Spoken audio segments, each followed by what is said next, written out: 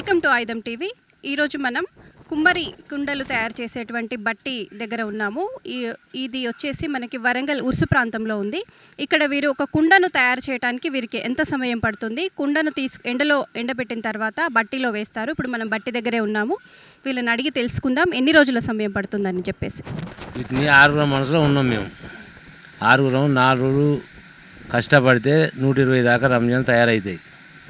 వీటికి 4 రోజులు అయినాక 4 రోజుల తర్వాత ఒక 5-6 రోజులు ఇంట్లోనే ఆరబెట్టుకోవాలి. ఆరబెట్టుకొని అది తెల్లబడ్డాక బయటికి తీస్తాం. అందులోకెళ్ళి కొన్ని పోతాయి కూడా అప్పుడప్పుడు ఏ వాతావరణం బట్టి. 4 రోజుల తర్వాత ఆరబెట్టినాక 4 రోజుల తర్వాత బయటికి ఎక్కిస్తాం. ఈ బట్టిలో ఎంతవరకు ఎన్ని కాల్చవచ్చు, ఎన్ని కుండలను కాల్చవచ్చు? 120 వరకు కాలవచ్చు. 100-120 వరకు కాల్చవచ్చు. అందులో ఎన్ని పాడయ్యే అవకాశాలు? ఈ వాతావరణం బట్టి ఎండ వడలు వస్తేనో 20 దాకా పోతాయి, రాకుంటే 10 గల పోతాయి, లేకపోతే 5-6 గల పోతాయి. అట్లా ఈ ముడి సరుకు ఉంది కదా, ఇది ఇందులో ఏమేమి వేసి కాలుస్తారు? కట్టెలు, బోండాలు, ఉనుక, చిట్టు ఇవి వేసి కాలుతాం. ఎంత సమయం పడుతుంది తాత మొత్తం కాలడానికి? వీటిని కాలడానికి 3 గంటలకు వచ్చినామంటే ఇప్పుడు 7-7:30 వరకు కాలుతాయి. ఒక రోజులోనే కాలుతాయి. ఒక కుండను పూర్తిగా తయారు చేసిన తర్వాత ఎండలో ఎన్ని రోజులు ఆరబెట్టిన తర్వాత బట్టికి తీసుకొస్తారు? లోపల 4 రోజులు ఆగాలి. 4 రోజులు లోపల ఆరినాక బయటికి తీసి ఆరబెట్టి బయటికి ఎక్కిస్తాం. ఈ బట్టి ప్రక్రియ పూర్తయిన తర్వాత మొత్తం కుండ పూర్తిగా తయారైన తర్వాత మార్కెట్లోకి ఎన్ని రోజులకి తీసుకొస్తారు? ఈ రోజులు ఏం లేదు, ఇవాళ 7:30 వరకు కాలుతుంది. రేపు పొద్దున 7 గంటల వరకు తీసి మార్కెట్ పంపిస్తాం. ఇక్కడ రాష్ట్ర ఉపాధ్యక్షులు ఆవునూరి రామూర్తి గారితో ఉన్నాము. వారు గత పాలకులు కానివ్వండి, రాజకీయ నాయకులు కానివ్వండి, చాలా ఒప్పందాలు చేశారు, చాలా హామీలు ఇచ్చారు, కానీ నెరవేర్చలేదని వారు ఆరోపిస్తున్నారు. కుమ్మరి కులస్తుల సమస్యలను వారిని అడిగి తెలుసుకుందాం. గతం ప్రభుత్వాల నుంచి వెళ్ళి ఎన్నో రకాల జీవోలు అమలు చేసిండు, కానీ నేటి వరకు కూడా ఒక్క జీవో కూడా అమలు కాలేదు. ఎందుకంటే పేపర్ల వరకే పరిమితం చేస్తుండ్రు నాయకులు. కుమ్మరి కులస్తులు ఇక్కడ మట్టి దొక్కి మట్టి పాత్రలు తయారు చేసి ఇక్కడనే అమ్ముకోవడం జరుగుతుంది. కానీ హైదరాబాదుకు పోయి లొల్లి పెట్టి మా జీవోలు ఎందుకు అమలు చేస్తలేవు అని చెప్పేసి ఎమ్మెల్యేలను కానీ మంత్రులను కానీ అడగలేకపోతున్నానంటే వారి జీవనము ఎలా గడుస్తుంది, వాళ్ళ ఆర్థిక స్తోమత ఎలా ఉంది, ఆర్థిక స్తోమత లేక ఇక్కడ నుంచి వెళ్ళి హైదరాబాద్ పోయి అడగలేకపోతున్నారు. గతంలో ఉమ్మడి ఆంధ్రప్రదేశ్లో 10 రకాల జీవోలు ఉన్నాయి, ఒక్క జీవో కూడా అమలు కాలే. 1997లో తెలంగాణ రాష్ట్ర కుమ్మర్ల సంఘం ఏర్పాటు చేసి Warangal to Hyderabad cycle rally చేసి అప్పటి ముఖ్యమంత్రి వైఎస్ రాజశేఖర రెడ్డి గారు ఫెడరేషన్ కుమ్మర్ల కోసం చేస్తానా అని చెప్పి జీవో శాంక్షన్ చేసి అది అక్కడి వరకే ఆగిపోవడం జరిగింది. దురదృష్టవశాత్తు రాజశేఖర రెడ్డి గారు మరణించారు. మళ్ళీ కుమ్మర్ల సమస్యలు మొదటికి వచ్చాయి. 2012లో వరంగల్ టు హైదరాబాద్ పాదయాత్ర చేసి కిరణ్ కుమార్ రెడ్డిని కలవగా 25 కోట్లతోటి కుమ్మర్ల ఫెడరేషన్కు బడ్జెట్ కేటాయిస్తానని చెప్పేసి పేపర్ ప్రకటన ఇవ్వడం జరిగింది. తెలంగాణ ఉద్యమంలో అది కనుమరుగైంది. తెలంగాణ వచ్చినాక చంద్రశేఖరరావు మన ముఖ్యమంత్రి వచ్చి కుమ్మర్లను ఇంకా అట్టడుక్కు తొక్కేశాడు. మేము జనం లేమా, మేము ఓట్లు వేస్తలేమా, మా కుండలేంది మీ చావులు పోతాయా, మీరు ఇళ్ళలోకి పోతారా, కొత్త ఇల్లు కట్టుకొని కుండలేంది, నీ కొడుకు పెళ్ళి చేస్తే నీ మనమని పెళ్ళి చేస్తే మా కుండ ముందు లేనిది మీరు ముందుకు పోతారా? ఏమన్నంటే బీసీ కులాలను 4 కులాలను పట్టుకొని వాళ్ళకే అభివృద్ధి నిధులన్నీ కేటాయిస్తాను. వారికి ఎన్నోసార్లు విన్నవించడం జరిగింది.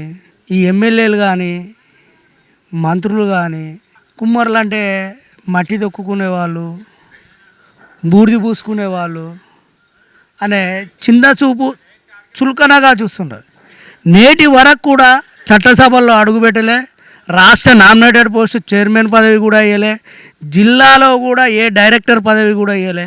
ఎందుకంటే అన్నిటికీ మూలం కుమ్మరి వృత్తి. ఈరోజు మానవ మనుగడ సాగింది అంటే కుమ్మరి వాళ్ళ కుల వృత్తితోటి ఒక 40-50 సంవత్సరాల కింద ప్లాస్టిక్ లేదు, రాతండి లేదు, ప్రతి వస్తువు కుండలనే వండుకొని తిన్నారు. ప్రభుత్వానికి మీ సమస్యలను ఏ విధంగా వారి ముందుకు తీసుకెళ్లారు? మీరు ఏమైనా స్ట్రైక్స్ కానీ ర్యాలీస్ కానీ చేయడం జరిగిందా? ఏ విధంగా ప్రభుత్వం దృష్టికి మీరు మీ సమస్యలను తీసుకెళ్లారు వివరించండి. ఉమ్మడి ఆంధ్రప్రదేశ్లో అనేక సార్లు తీసుకుపోయి ఇంతకుముందుకే చెప్పాము. వరంగల్ టు హైదరాబాద్ పాదయాత్ర చేసి కిరణ్ కుమార్ రెడ్డిని కలిసి వినతి పత్రం ఇవ్వడం జరిగింది. అప్పుడు ఉమ్మడి ఆంధ్రప్రదేశ్కు 25 కోట్లు కేటాయిస్తా అని చెప్పిండు. కానీ తెలంగాణ ఉద్యమంలో కుమ్మర్ల సమస్యలు మళ్ళీ మొదటికి వచ్చినాయి. తెలంగాణ వచ్చుడు వాళ్ళు ఎంతమంది ఉన్నారు కుమ్మర్లు అని ఒక చిన్నగా చులకనగా చూడడం, ఈ సమస్యలు ఇట్లనే ఉన్నాయి. ఇప్పుడున్న ముఖ్యమంత్రికి కూడా వినతి పత్రం ఇవ్వాలనుకుంటాను. అది మేము డైరెక్ట్ పోయి కాకుండా పోస్ట్ కార్డుల ద్వారా ముఖ్యమంత్రి రేవంత్ రెడ్డి గారి గుండెనుగా తీయాలని చెప్పేసి ఒక కార్యాచరణ సిద్ధం చేస్తున్నాం.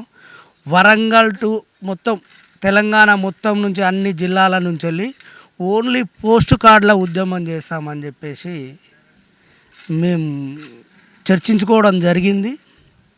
అది త్వరలో అమలవుతుంది. ఎందుకంటే ఎలక్షన్ల కోడ్ ఉంది కాబట్టి మేము కూడా ఆగుతున్నాము. మాకున్న తెలంగాణ ప్రభుత్వంలో 148 జీవో ఖచ్చితంగా అమలు చేయాలి. దేవాలయాల్లో పూజారులుగా గుర్తించాలి. నామినేటెడ్ పదవులకు అవకాశం కల్పించాలి. కుమ్మర్లు డొక్కాడితేనే ఇవన్నీ నడుస్తున్నాయి. ఇంత వేడిలో కూడా కుండలు కాల్చడం జరుగుతుంది.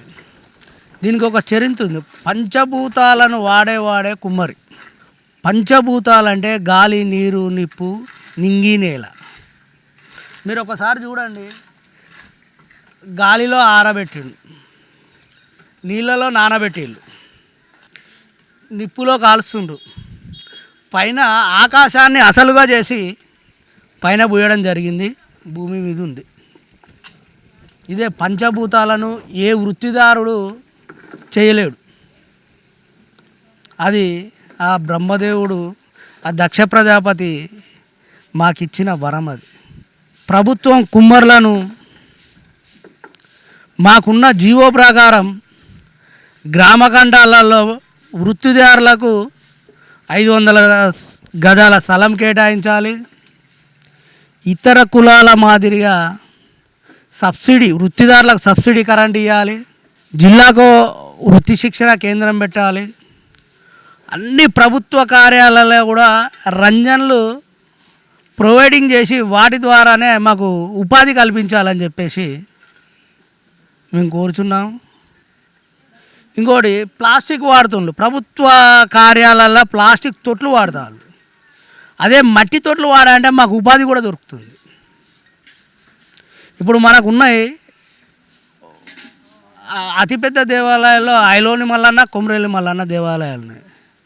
ఒకప్పుడు కుండలు దొరకకపోయేది. అక్కడ బోనం చేస్తా అంటేనే చిట్టిస్తుండ్రు. మరి ఆ పవిత్రత కొత్త కుండలో వండి బోనం పెట్టాలి. అది రాతండి వాటిలల్లో బోనం పెడతా అంటే ప్రభుత్వం సహకరిస్తుంది. రాతండి వాటిని సమూలంగా దేవాలయంలో తీసేసి మట్టి కుండలనే బోనం చేస్తే పట్నాలు వేసే విధంగా జీవో తీసుకురావాలి. మన దేవాదాయ శాఖ మంత్రి మా వరంగల్ జిల్లా ఎమ్మెల్యే కాబట్టి ఆమె చొరవ తీసుకొని అమలు చేయాలి. నిన్న మొన్నటి కూడా మా ప్రాంతంలో బొడ్రాయిలు ఒక 7-8 పెట్టారు. బొడ్రాయి గ్రామ దేవత కూడా కుమ్మరే తొలి బోనం వేశాడు.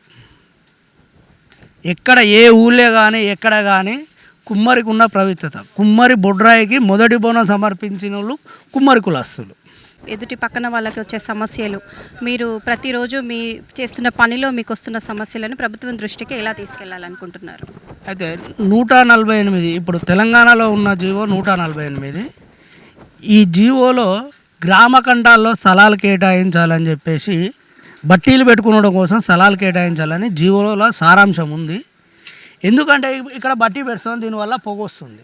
పొగ వస్తే పక్కవారికి ఇబ్బంది, ఎదుటివారికి ఇబ్బంది కలిగించవద్దు అని చెప్పేసి 1976లోనే జీవో తీసుకొచ్చారు, కానీ అది అమలుకు నోచుకోలే. ఈ పక్క వాళ్ళతోటి కూడా కొన్ని ఇబ్బందులు ఎదురవుతున్నాయి. ఇక్కడి నుంచి మాకు పొగ వస్తుంది, బట్టీలు తీసేయాలి మీరు అని చెప్పేసి.